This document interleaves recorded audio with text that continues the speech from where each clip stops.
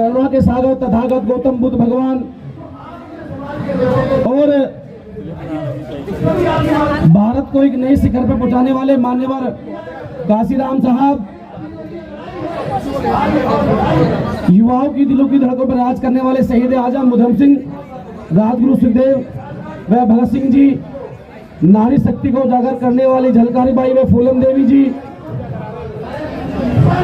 पहाड़ को चीर के रास्ता दिखाने वाले बिहार से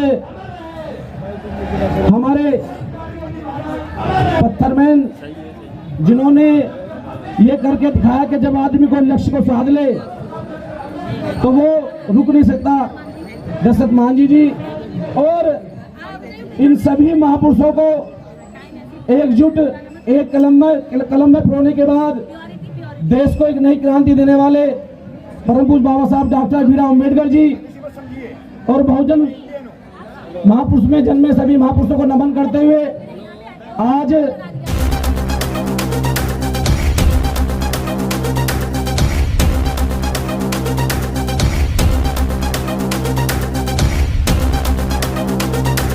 देशवासियों को बहुत बहुत बधाई।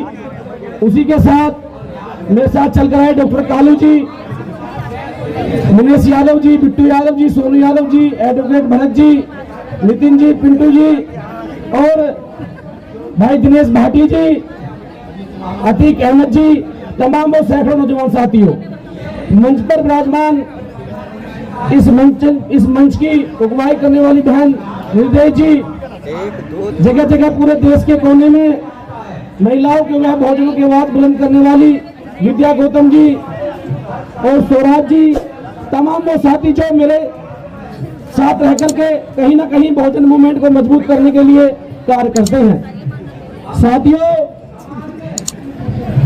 लड़ाई किसी ब्राह्मणवाद या किसी अम्बेडकरवाद की नहीं है, लड़ाई एक व्यक्ति विशेष की है। एक तरफ तो अम्बेडकरवाद है जो आपको एक समान शिक्षा का अधिकार, एक समान मान सम्मान का अधिकार, एक तरफ सुख सुविधा का अधिकार और एक तरफ जाति को देख करके अधिकार दिए जाते हो। एक तरफ जहां बहन बेटियों को आजादी से पहले, संविधान से पहले उनके अधिकार को हनन कर दिया जाता हो, जहां दूसरी तरफ कुछ मुट्ठीभर लोगों को यह कहा जाता हो कि देश के हुक्मरान बनेंगे। ये लड़ाई उन लोगों के बीच में है। आपने देखा है कि जब भी कोई राजनीतिक मंच हो या संवैधानिक या कोई सामाजिक मंच हो, वह बात अंबेडकर की क्यों होती है, ललाई यादव की क्यों होती है, पेरियार साहब की क्यों होती है? क्योंकि उन्होंने देश के लिए, हर वर्ग के लिए, हर समुदाय के लिए काम किया। कुछ लोगों ने अपने निजी स्वार्थ के लिए एक बहुत बड़े वर्ग को, एक बहुत बड़े समुदाय को अलग करने का काम किया, जिस वर्ग को हम लोग SC, ST, OBC, माइनॉरिटी और बहुजन समाज के नाम से जानते हैं। आज भी इसी मंच के माध्यम से चर्चा करने का अवसर रखा गया और कोई व्यक्ति आकर के बदतमीजी करने का काम करता है। यह फेलियर आपका फेलियर नहीं है, यह फेलियर दिल्ली पुलिस में बैठे उन अधिकारियों का है कि जिस मंच पे परमिशन हो जाए उस मंच के आसपास कौन लोग आपको गुमराह करने का काम कर रहे हैं। मैं बधाई दूंगा उन बहुजन समाज के पुलिसकर्मियों से जिन्होंने अम्बेडकर, ललाई यादव, पेरियार के फोटो को देख करके इस मंच को अपना मान करके इस मंच की व्यवस्था बनाने का काम किया। साथियों,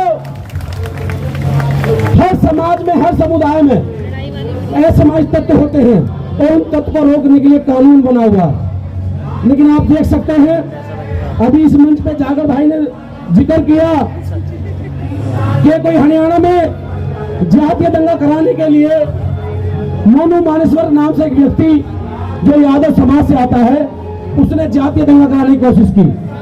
लेकिन साथियों, उसी समाज से आपने लक्ष्मण यादव को देखा होगा जो लगातार बहुजन मूवमेंट को जोड़ने की बात करते हैं। मेरे साथ मोनू यादव है, बिट्टू यादव है, जो लगातार बहुजन मूवमेंट के लिए काम करता है।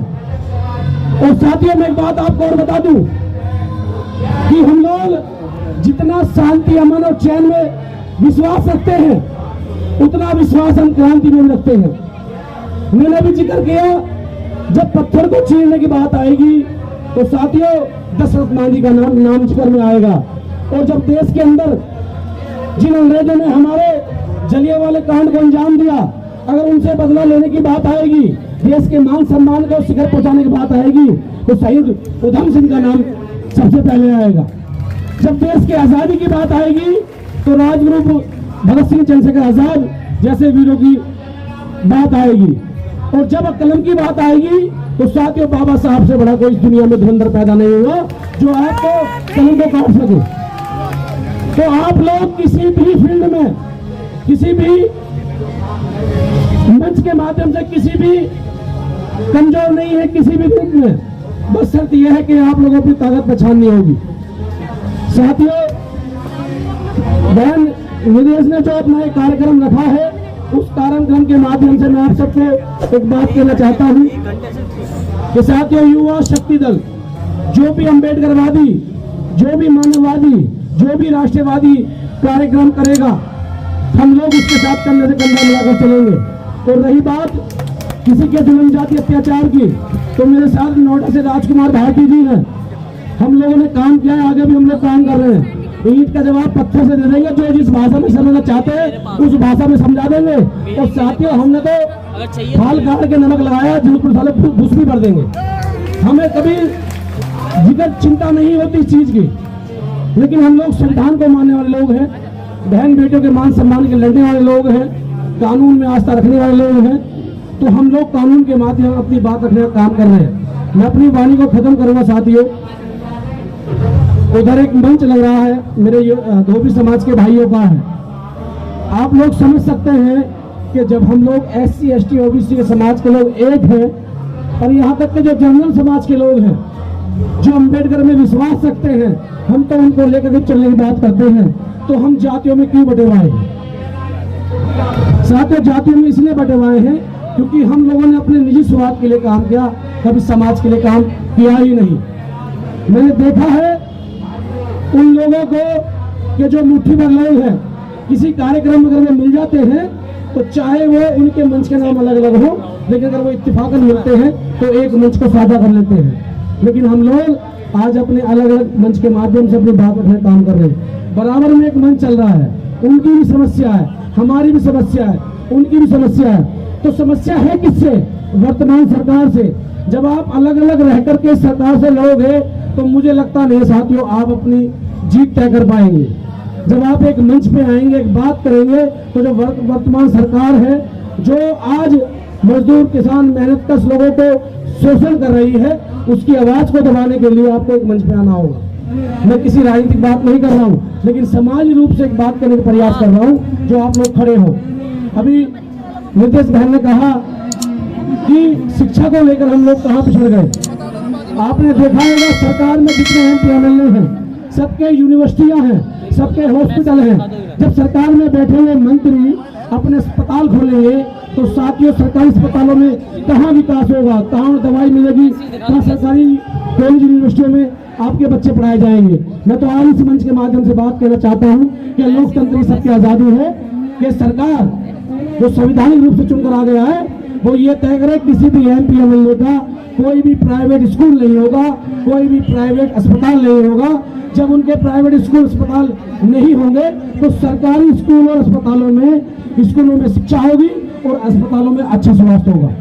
लेकिन हमारे लोग MP MLA बाद में बनते हैं, जो इस देश के हैं, पहले वो लोग अस्पताल बनाते हैं, पहले वो लोग कॉलेज खोलते हैं जिससे कि कमाई का जरिया बन जाए।